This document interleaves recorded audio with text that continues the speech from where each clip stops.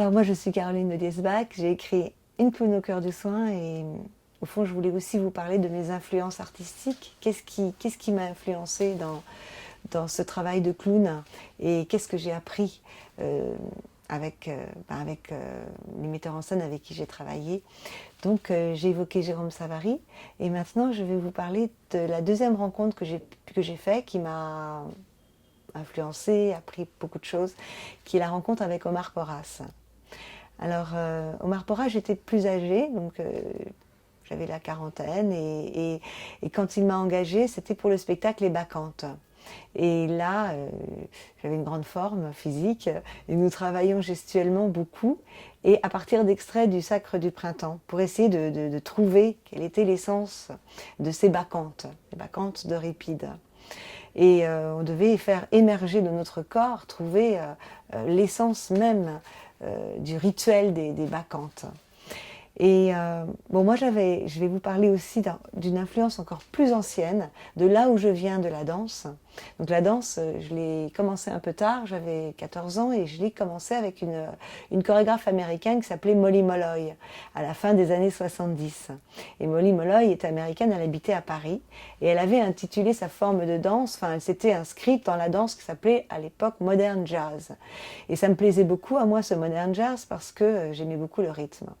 Et Molly, elle avait appris elle-même la danse avec une très grande chorégraphe, une chorégraphe majeure des années du début du XXe siècle, qui était Martha Graham. Martha Graham avait créé une technique basée sur l'idée de la contraction et du release. Contraction, release, et de la respiration. Elle pensait au fond que l'artiste occidentale, l'artiste de son époque, avait perdu quelque chose de la fibre, perdu un accès au sacré, parce que finalement il est trop cultivé. Et sa technique, elle était basée sur l'idée qu'à travers le corps, la danse peut accueillir tout un monde de cultures passées et de gestes ancestraux. Et elle s'est intéressée aux relations entre le mouvement et l'inconscient. Et elle a élaboré sa technique en s'inspirant des cultures amérindiennes.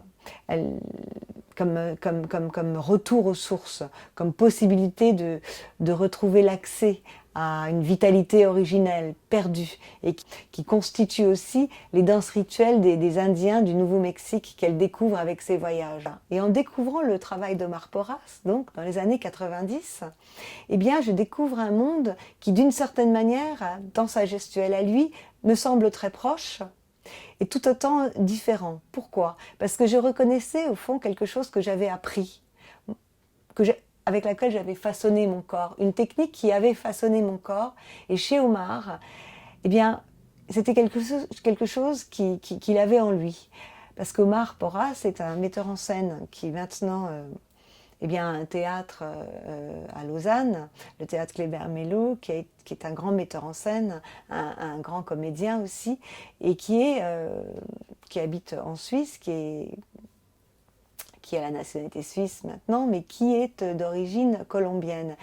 Et donc, au fond, lui, il avait cette culture-là dans son corps.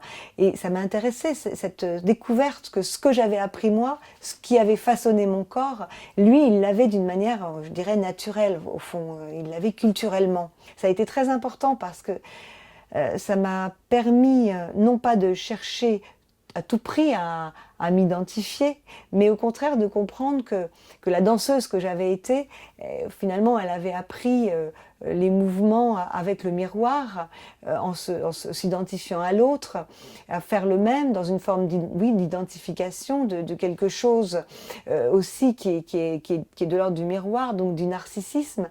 Et avec Omar, je découvre quelque chose de beaucoup plus profond, une forme de retour aux sources, de découverte, où se loge aussi la dimension poétique qui habite chacun. Et lorsque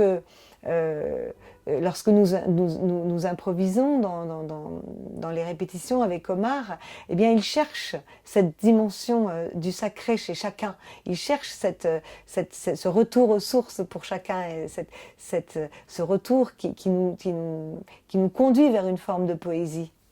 Et pour ma part, j'ai pu suivre les chemins que nous indiquait Omar de sa propre poétique du corps, dans sa superbe façon de mêler le théâtre à sa poésie. Et j'en ai été très heureuse et consciente aussi que finalement j'étais à la bonne place et que je découvrais finalement ce qu'il me fallait. Voilà la première impression que m'a laissée Omar, cette chose aussi qui nous incite à puiser, non pas à faire le même, à être le même, mais à puiser en nous notre propre poésie.